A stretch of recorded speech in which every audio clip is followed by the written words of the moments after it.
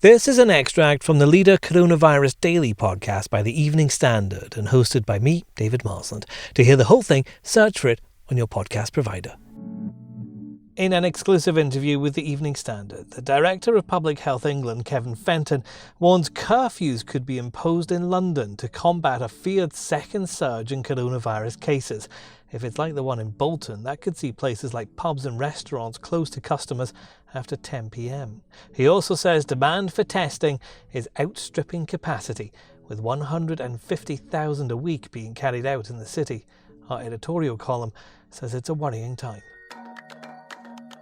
The fear is that what seems controllable now might seem very different in a month. A repeat of the awful explosion in infections we saw back in the spring. So what should happen now? That's the dilemma facing Mr. Fenton, the Mayor and ministers. There are some tools which could help that fall short of a full lockdown. Local curfews on late-night bars, for instance.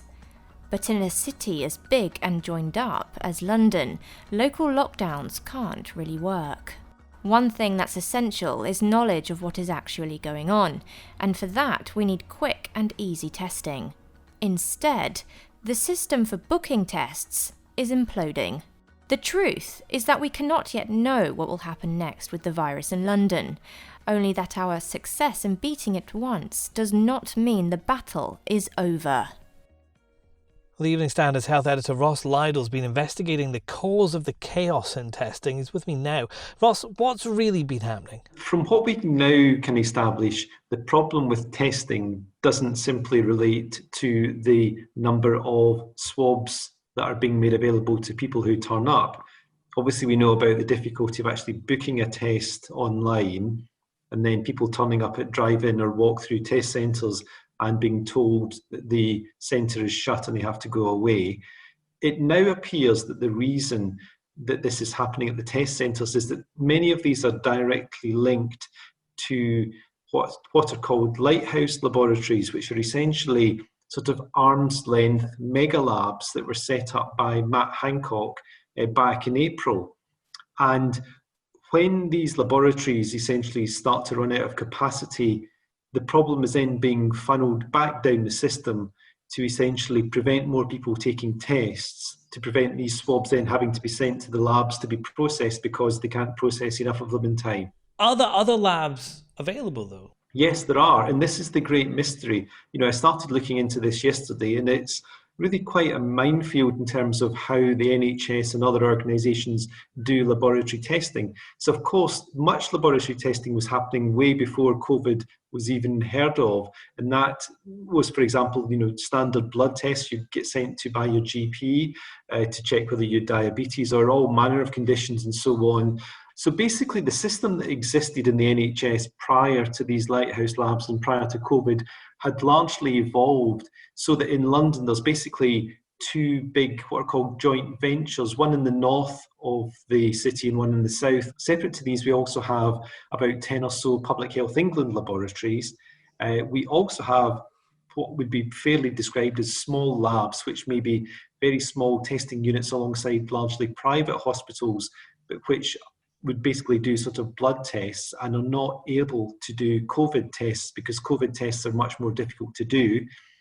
And finally, we have the Lighthouse labs. Now, I know you probably think about the Lighthouse family, those of us who remember 90s pop, but we have the Lighthouse labs, and the Lighthouse name comes from the idea that actually it's the way that light is shone on the sample that then gets the result to see whether you're COVID positive or not. There are currently 7. They should be able to do 50,000 to 100,000 tests being processed a day to get the results, but they haven't been able to keep up with that.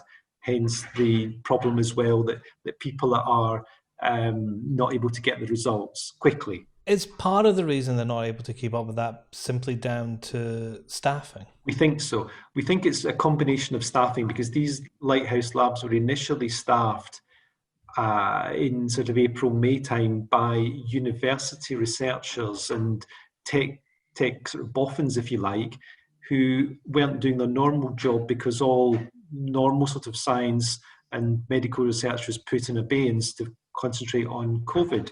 So these people are now going back to universities as the new university term starts.